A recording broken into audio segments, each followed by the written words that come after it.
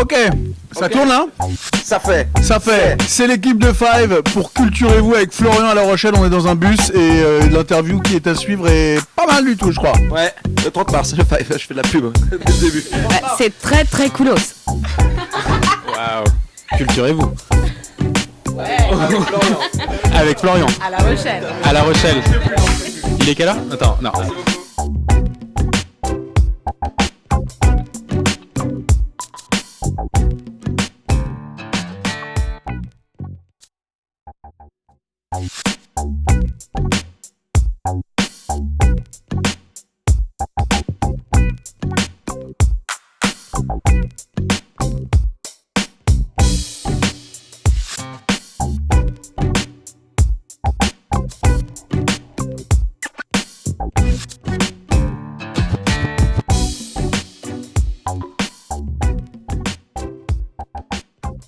Alors, salut les internautes.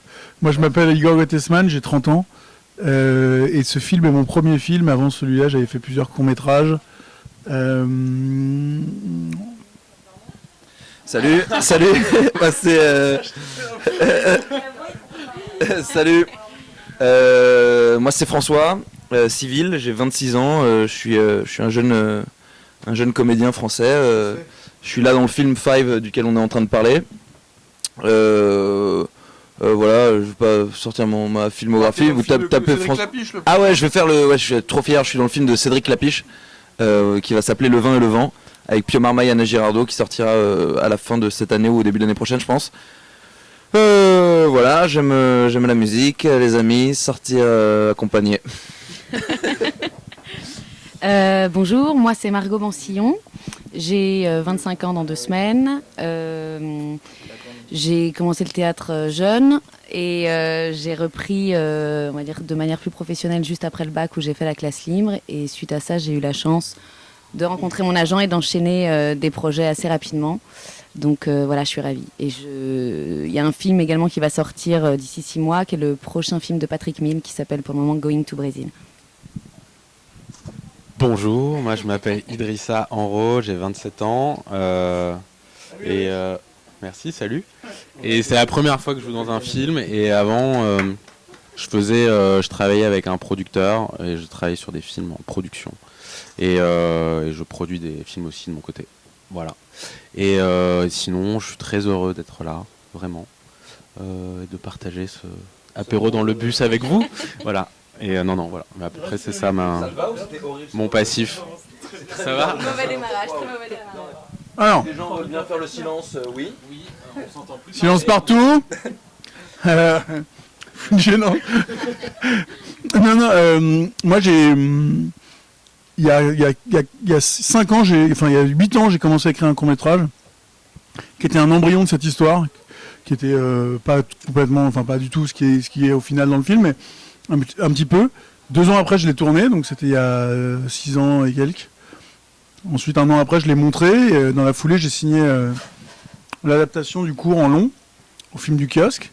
Et après, j'ai écrit pendant 2 ans et demi. Ensuite, il a fallu chercher les financements. Et on a tourné l'été dernier. Et je vous montre le film ce soir. Souviens-toi, l'été dernier, on a tourné. Et pour ce qui est de mes amis là, j'ai écrit pour Pierre et François, parce que je les connaissais déjà d'avant. C'était déjà mes amis depuis longtemps. Et j'ai rencontré Idrissa et Margot en essai, dans le parcours classique. On fait des essais, on discute. Je connaissais un peu Margot d'avant, parce qu'on s'était croisés sur les Talents Canadami, où elle avait un court-métrage, et moi j'avais écrit un court-métrage avec Pierre. Et Idrissa, je l'avais croisé en soirée, je me souvenais de lui, parce qu'il n'est pas comédien, donc il n'était pas référencé dans une agence ou quoi, il était juste en freestyle. Et du coup, j'étais au collège avec le petit ami de sa sœur, Ambroise, qui m'a donné son numéro, et comme ça on a organisé une rencontre, et le voici. C'est pas mal ça. Ça a de la gueule. Ça c'est carré. Génération 5, je sais pas, je connais pas pourquoi il y a des appellations de génération. Il y a Génération Y, mais je sais pas ce que ça veut dire. Ouais, il y a Génération 68 arts, mais c'est clairement pas calé là. Non, voilà, je sais pas. On a grandi dans les années 90, donc est-ce qu'on peut dire que c'est Génération 90? Je sais pas. C'est nul ça, non? Non, c'est pas mal. C'est moins bien que le premier, hein, quand même. Bon. Ça se tient. Dans la maison de Barnabé, dans la grande villa dans laquelle on a tourné, on avait que 3 jours de tournage, donc on avait beaucoup de choses à faire en 3 jours, même si on s'en rend pas forcément compte en voyant le film, mais c'était assez lourd avec les figurants, la soirée, les machins. Et on a eu une scène avec Fanny Ardant et Pascal Demolon où Pierre et François et Pascal et Fanny ont eu des fous rires sur des répliques. On a tourné longtemps et on prenait du retard sur le reste, donc pour moi c'était une petite souffrance. Et dans ce même décor-là, beaucoup plus tard, on avait un plan à tourner et sur les tournages, il y a le problème des heures sup, de ne pas faire travailler les techniciens trop longtemps, de respecter les conventions, mais aussi le truc tout con que le jour se lève quand on tourne de nuit et que comme on tournait en été à 5h30, le jour se lève. Donc il faut faire un plan avant. Et je me rappelle du plan qui est dans la piscine où la caméra passe sous l'eau. Ce plan-là, on l'a tourné à la dernière minute et j'étais bien en stress. Donc ça fait partie de mes pires souvenirs. Mes bons souvenirs, c'est tous les autres jours. Voilà. Bam. Bien joué. Meilleur souvenir, il y a tellement de moments de joie, de rigolade, de création, d'ébullition. Il y a tellement tout ça, c'est tellement truffé. Je remets 15 points avec truffé. On est féru de ces moments. Non, voilà, il y en a énormément, mais là j'ai des images de nous en Thaïlande où on tournait la fin du film et je me souviens de nous 5 assis sur la plage et que j'étais en train de goûter le fait qu'on était en train de terminer le film et je me refaisais un peu toute l'aventure dans ma tête et je me disais que voilà, c'était fini, j'étais hyper ému mais en même temps hyper content d'être entouré par mes meilleurs amis et d'autres personnes qui sont rentrées dans mon cercle d'amis grâce à ce film. Et donc j'étais super ému. Je nous revois sur le bateau filer sur la baie de Krabi et le vent dans les cheveux, le jet ski bien sûr. Non voilà, plein de super trucs à cet endroit-là. Et mon pire souvenir c'est sans doute quand on m'a mis une glace devant le visage après avoir fait mes tresses collées. Lui j'ai la vision de mon visage avec cette coupe de cheveux que je pensais être cool. En fait c'était une belle gênance. Alors, moi j'ai vraiment pas de pire souvenir, donc je vais pas vous en inventer un là parce que je n'en ai pas un qui me vient. Ouais, vraiment, il y a que des bons. Je trouve que c'est un tournage qui s'est fait vraiment dans la bonne humeur. On était contents d'être là le matin. Toute l'équipe technique était super, donc il y avait une atmosphère vraiment géniale. Donc j'ai vraiment rien à dire sur les mauvais souvenirs. En tout cas, je n'en ai pas. Et sur les meilleurs, que là, je pensais à un moment qui était en Thaïlande quand j'ai fait du jet ski. Moi, c'était ma première fois où je faisais du jet ski.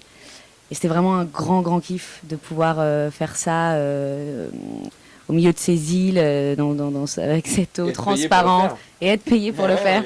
Donc non, c'était super.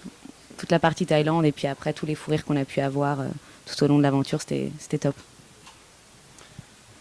Alors moi je vais pas parler de pire souvenir parce que c'est pas un pire souvenir, mais c'est juste je me rappelle avoir un peu souffert justement en Thaïlande. C'était génial, mais on était sur la plage en plein cagnard et je me suis tapé des coups de soleil sur les chevilles, dans la nuque, sur les mains, c'était un peu dur.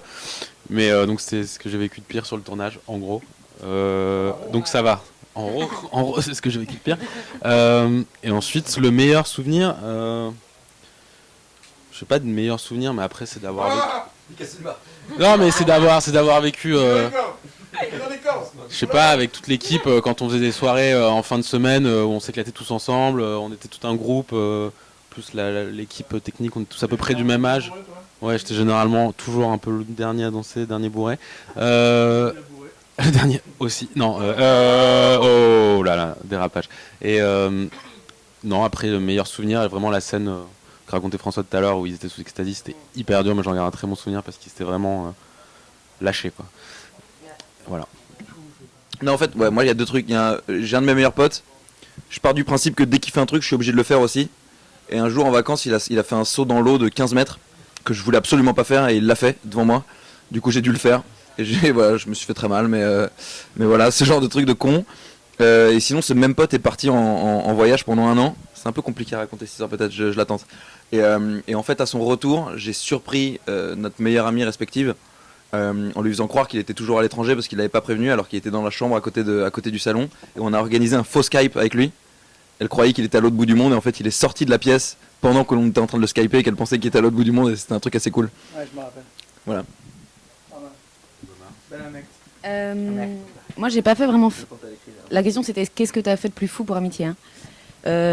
Moi, j'ai pas fait de trucs vraiment fous par amitié. Après, je crois que c'est sur des petits trucs du quotidien non, vraiment, c'est sincère. C'est quelque chose que je pense vraiment.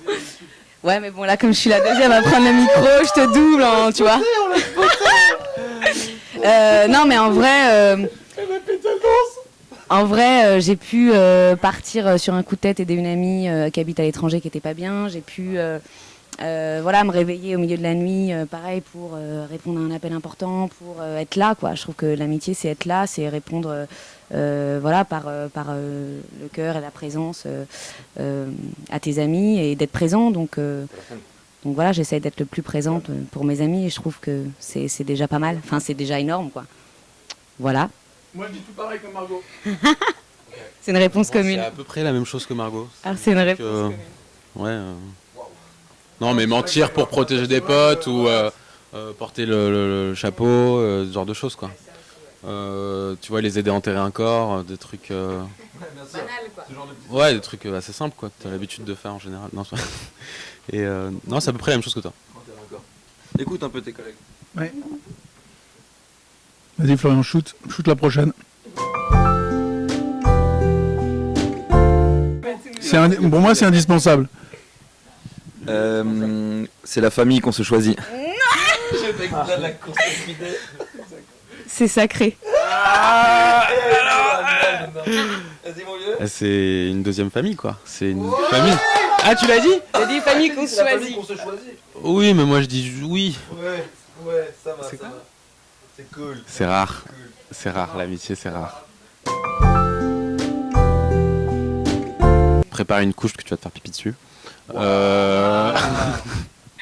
Un truc un peu ambitieux. Non, Non, bah... je pense que... Ouais. Je le tente, j'y vais après ça. Ouais. De 20 ans, ouais. Excellent. Voilà, on a essayé... Enfin, Igor a fait un film, je pense, super frais, et je pense que c'est très rare dans le paysage du cinéma français d'avoir un film écrit par un mec qui a la vingtaine, réalisé par un mec qui a la vingtaine, joué par des gens qui ont la vingtaine.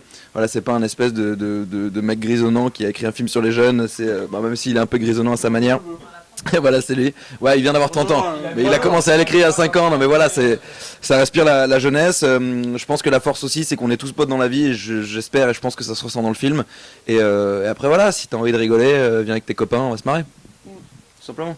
Moi, j'ai rien à rajouter. Je pense que c'est bien dit, ça. Ah, quelque part. Ouais. Quelque part, on a su trouver les mots sur la fin. Ah, merci à toi, Florian. Ça moufte plus, hein. Mouquette.